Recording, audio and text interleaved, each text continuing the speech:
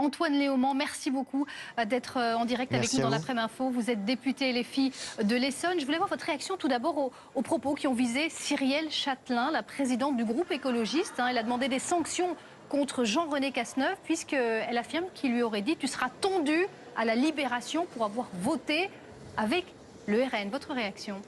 C'est des propos qui sont évidemment scandaleux et moi j'apporte tout mon soutien à Cyrielle Châtelain vis-à-vis de ce qu'elle a reçu, mais je crois que M. Cazeneuve aurait dû faire attention à ce qu'il dit, parce que si s'il faut attendre la libération, ça veut dire que nous sommes sous l'occupation. C'est ça ce qu'il voulait dire M. Cazeneuve. Or c'est son président à lui qui gouverne le pays en ce moment. Je crois que c'était pas très malin comme propos, et effectivement sur ce plan-là, moi j'apporte clairement tout mon soutien à Cyrielle Châtelain, parce que ça commence à être un peu insupportable cette manière qu'il y a d'insulter des gens, de tenir ce genre de propos. Vous savez, aujourd'hui, moi j'ai été sanctionné par la présidente de l'Assemblée nationale pour avoir dit dans une intervention à l'Assemblée nationale, qui est enregistrée, vous pourrez l'écouter, que le Rassemblement national c'était les descendants de Vichy. Je suis sanctionné pour ça, aujourd'hui à l'Assemblée nationale. Je n'ai pas le droit de dire ça apparemment.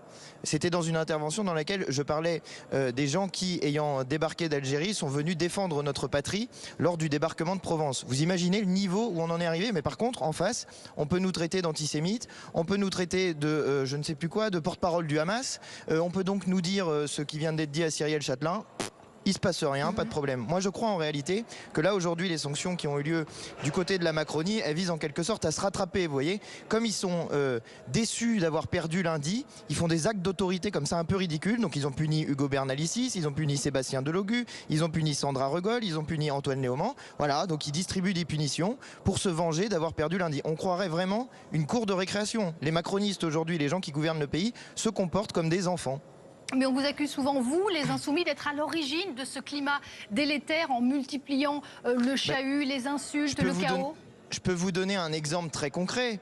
Ugo Bernalicis est puni, sanctionné pour avoir, dit-on, mis le bazar en commission des lois. Pourquoi Ugo Bernalicis se plaignait en commission des lois? Eh bien parce que il y avait en commission des lois l'examen du texte, donc immigration. Ça n'est pas vrai de dire que le débat n'a pas eu lieu, il a eu lieu en commission. Il y avait l'examen de ce texte-là. Et en même temps, il y avait l'examen d'un texte qui était aussi du ressort de la commission des lois dans l'hémicycle. Et M. Houllier, le président de la commission des lois, nous avait envoyé un mail, on le tient à votre disposition si vous le souhaitez, dans lequel il nous disait que dès lors que commencerait l'examen du texte en hémicycle, on suspendrait la commission des lois sur le texte immigration. Et il faut bien comprendre, c'est logique. Les députés, ils peuvent pas se dédoubler.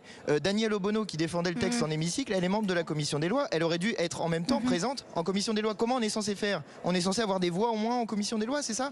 Ils veulent jouer des victoires sur de la présence en moins. Enfin, c'est pas sérieux, c'est pas raisonnable. Donc vous voyez bien que là, mon camarade Bernalicis défendait une position qui était logique.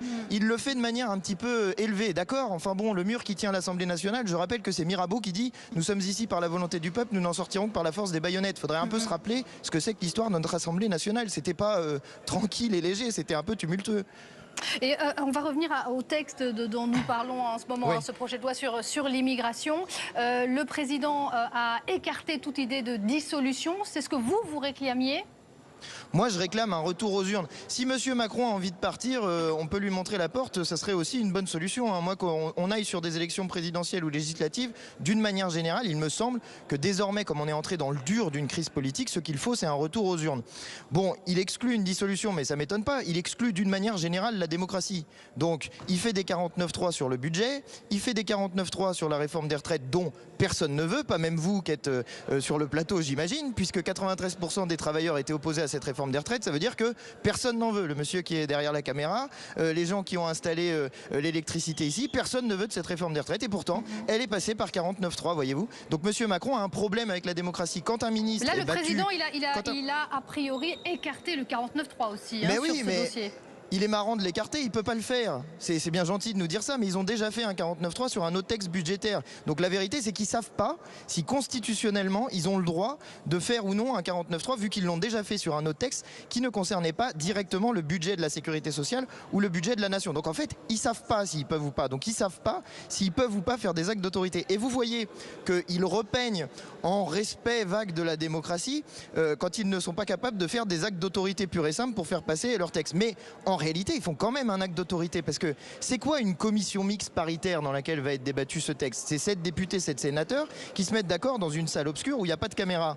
Mais normalement, une CMP, une commission mixte paritaire, elle discute de textes qui ont été débattus au Sénat et à l'Assemblée nationale. Là, il n'y a pas de texte de l'Assemblée nationale. Donc ils vont débattre de quoi exactement dans cette CMP, à part faire des accords de coin de table entre les Républicains et la Macronie. Voilà ce qu'ils vont faire. C'est un texte plus dur, c'est un texte durci qui risque de ressortir cette commission paritaire. Est-ce que vous ne regrettez pas d'avoir abandonné un texte qui avait un volet qui concernait notamment la régularisation des sans-papiers? Mais n'importe quoi. Le texte ne proposait pas la régularisation des sans-papiers.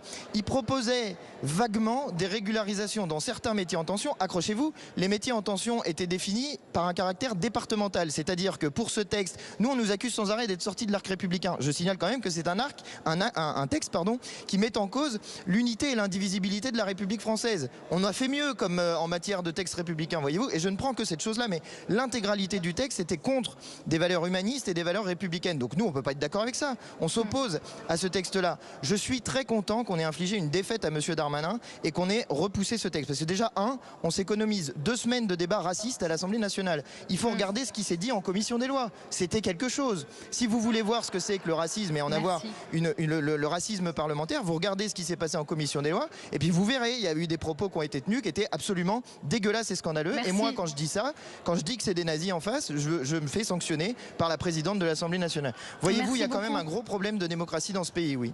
Merci Antoine Léaumont d'avoir été notre invité dans l'après-midi info. Merci à vous.